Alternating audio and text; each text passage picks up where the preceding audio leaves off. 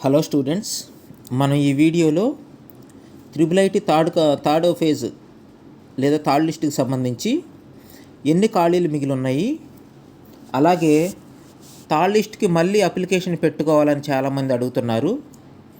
అలాగే pH result release చేశారు కదా, ఆ పీహెచ్ రిజల్ట్లో వ్యాలిడ్ అని ఉన్న ప్రతి ఒక్కరికి సీటు వస్తుందా రాదా అనే విషయాలు మనం ఈ వీడియోలో చూద్దాండి. మొదటిగా అయితే ఎన్ని సీట్లు ఖాళీలు ఉన్నాయో ఒకసారి చెక్ చేద్దాం. ఇప్పుడు ఇక్కడ మనం ఈ స్క్రీన్ షాట్ మీద చూసినట్లయితే కనుక త్రిబుల్ ఐటీ రెండో విడత కౌన్సిలింగ్ కంప్లీట్ అయిపోయింది. త్వరలో మూడో విడత నిర్వహణ, థర్డ్ కౌన్సిలింగ్ త్వరలో ఉంటుంది అంటున్నాడు. సరే చూద్దామండి. ఇక్కడ మనం చదివినట్లయితే జాగ్రత్త చూడండి. త్రిబుల్ ఐటీ నూజివీడు శ్రీకాకుళం ప్రాంగణాలలో 2024-25 సంవత్సరానికి సంబంధించి రెండో దశ జనరల్ కౌన్సిలింగ్ ప్రక్రియ నూజివీడు కళాశాలలో నిర్వహించారు. 2 క్యాంపస్లకు కలిపి మొత్తం 238 మందిని కౌన్సిలింగ్కి పిలవగా 134 మంది ప్రవేశాలు పొందారు. ఇక్కడ చూడండి ఒకసారి. అంటే శ్రీకాకుళంకి నూజివీడికి కలిపి మొత్తం ఎంతమందిని పిలిచారు అంటే 238 మందిని పిలిచారు. 134 మెంబర్స్ మాత్రమే అటెండ్ అయ్యారనమాట. సో కాబట్టి ఇంకా ఇక్కడ ఎన్ని ఖాళీలు ఉన్నాయి అంటే 104 ఖాళీలు ఉన్నాయి, అంటే 104 ఖాళీలు ఉన్నాయి. ఏది నూజివీడు శ్రీకాకుళం సంబంధించి 104 ఖాళీలు ఉన్నాయి. అలాగే ఒంగోలు ప్రాంగణాలకు ఇడుపులపాయలో నిర్వహించారు. ఈ 2 ప్రాంగణాలకు కలిపి మొత్తం 518 మందిని కౌన్సిలింగ్కి పిలవగా 310 మంది ప్రవేశాలు పొందారు. అంటే నూజివీడు శ్రీకాకుళంలో కలిపి 104 ఖాళీలు ఉన్నాయి. అలాగే ఇక్కడ ఒంగోలు ఆర్కే వ్యాలీ కలిపి 208 ఖాళీలు ఉన్నాయి. అంటే దాదాపుగా 312 ఖాళీలు ఉన్నాయి అన్నమాట. అంటే థర్డ్ కౌన్సిలింగ్ కూడా నాకు తెలిసి ఎక్కువ సీట్లు ఖాళీలు ఉన్నట్టుగానే మనం అనుకోవచ్చు. 312 సీట్లు అంటే ఎక్కువ సీట్లు ఖాళీగానే ఉన్నాయి. సో కాబట్టి మనకు థర్డ్ ఫేజ్కి సంబంధించి టోటల్గా ఎన్ని సీట్లు ఖాళీలు ఉన్నాయి అంటే 312 సీట్లు ఖాళీలు ఉన్నాయి జనరల్లో. ఓకే, నేను చెప్తుంది పీహెచ్, ఎన్సీసీ, స్పోర్ట్స్ ఇవి కాదు. ఓన్లీ జనరల్ కేటగిరీ స్టూడెంట్స్కి సెకండ్ ఫేజ్ అయిపోయిన తర్వాత థర్డ్ ఫేజ్కి సంబంధించి మొత్తం 312 సీట్లు ఖాళీలు ఉన్నాయి. సో ఫస్ట్ థింగ్ కంప్లీట్ అయిపోయింది. ఇప్పుడు మనం చూడాల్సింది ఏంటి అంటే థర్డ్ కౌన్సిలింగ్కి మళ్ళీ ప్రత్యేకంగా అప్లికేషన్లు పెట్టుకోవాలా అనేది ఇప్పుడు చూద్దాండి.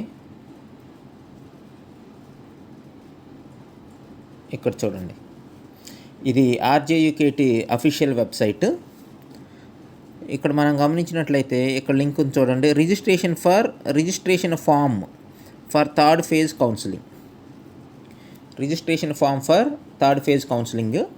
ఇదేంటి అంటే అందరికీ కాదు. అంటే సపోజ్ నువ్వు ఫస్ట్ లిస్ట్లో సెలెక్ట్ అవ్వలేదు, సెకండ్ లిస్ట్లో కూడా సెలెక్ట్ అవ్వలేదు, ఇప్పుడు థర్డ్ లిస్ట్కి మీ పేరు వచ్చిద్దో రాదని మీరు వెయిట్ చేస్తున్నారు. మీరైతే ఏ విధమైన రిజిస్ట్రేషన్ కానీ అప్లికేషన్ కానీ పెట్టాల్సిన అవసరం లేదు. మరి ఇది ఎవరికి? Registration form for third phase counselling. ఇది ఎవరికి అంటే ఇక్కడ ఇచ్చాడు చూడండి. ఓన్లీ సెలెక్టెడ్, ఒక్క నిమిషం చూద్దాం, ఓపెన్ చేసి చూద్దాండి. ఇక్కడ చూడండి, the registration form is enabled only for selected and not reported candidates in phase 1 and phase 2 admission. ఇక్కడ చూడండి ఒకసారి.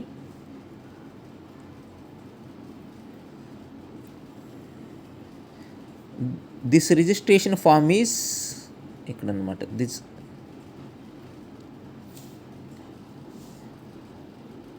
Registration form is enabled only for selected and not reported candidates in phase 1 and phase 2 counselling process. ఇక్కడ చూడండి, phase 1, phase 2 counselling ప్రాసెస్లో ఎవరైతే ఉన్నారో అంటే phase 1, phase 2లో సెలెక్ట్ అయ్యి నాట్ రిపోర్టెడ్ క్యాండిడేట్స్ అంటే వాళ్ళు ఇంకా రిపోర్ట్ చేసి ఉండకపోతే వాళ్ళకు మాత్రమే ఈ రిజిస్ట్రేషన్ ఫామ్ అన్నమాట.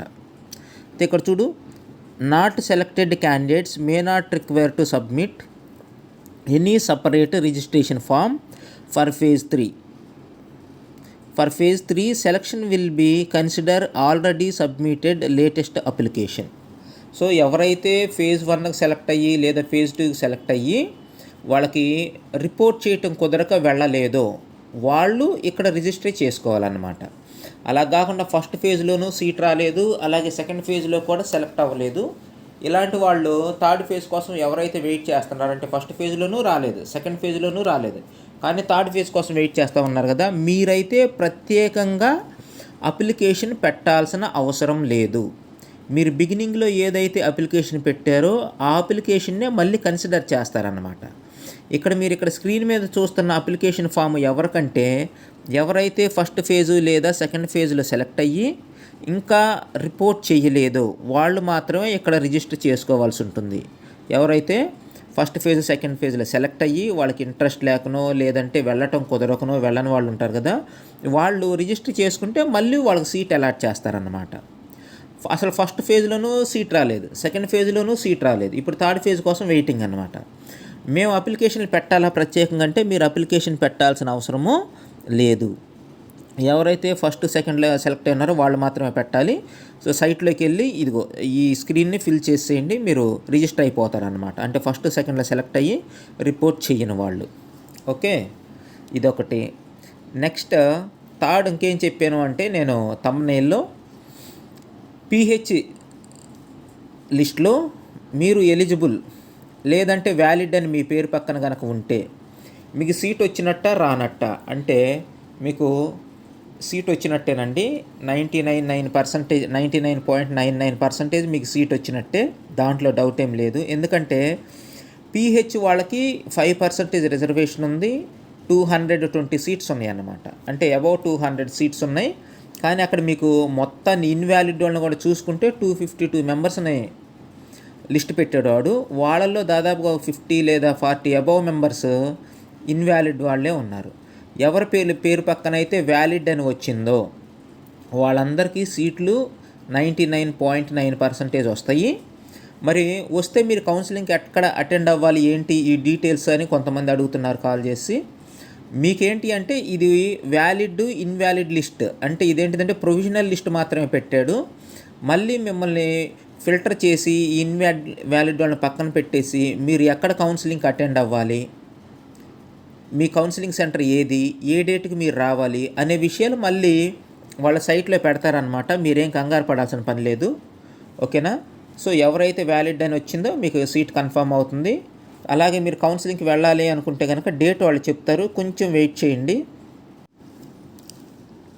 ఇది వాళ్ళ లిస్ట్ ఒకసారి మీకు చూపిద్దామని తీసేని. ఇక్కడ రెడ్ కలర్లో కనిపిస్తుంది కదా, ఎవరిదైతే ఇలాగ డిఫరెంట్ కలర్లో హైలైట్ అయి కనిపిస్తుందో వాళ్ళు ఇన్వాలిడ్, రిమైనింగ్ వాళ్ళంతా కూడా వ్యాలిడ్ మెంబర్సే. ఈ వ్యాలిడ్ మెంబర్స్కి ఎప్పుడు కౌన్సిలింగ్ ఉంటుంది ఏంటి అనేది మళ్ళీ ఒకసారి లిస్ట్ ఇస్తాడనమాట. అప్పుడు ఆ లిస్ట్లో మీరు కౌన్సిలింగ్కి ఎక్కడ అటెండ్ అవ్వాలి, మీకు ఏ క్యాంపస్ వచ్చింది ఏంటి అనేది అన్నీ కూడా అక్కడ మీకు ఇస్తాడు. అప్పుడు మీరు వెళ్ళాలి. దీనికి కొంచెం టైం పడుతుంది, కంగారు పడకుండా వెయిట్ చేయండి. Okay, thank you for watching this video.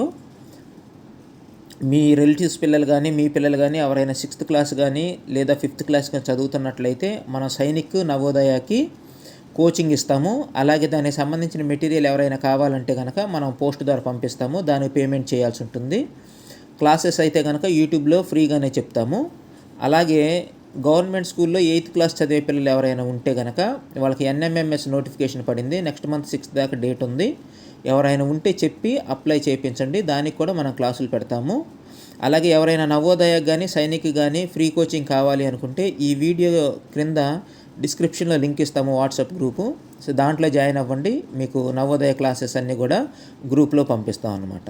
Thank you for watching this video. ఇంకొక చిన్న రిక్వెస్ట్ ఏంటి అంటే మా ఛానల్ ఎవరు చూస్తున్నారు కానీ సబ్స్క్రైబ్ చేయట్లేదు. మీకు కావాల్సిన ఇన్ఫర్మేషన్ అంతా మేము ఇస్తున్నాము. ప్లీజ్ దయచేసి ఎవరైతే ఈ వీడియో చూస్తున్నారో కంపల్సరీగా సబ్స్క్రైబ్ చేయండి, చూసి వదిలేయొద్దు.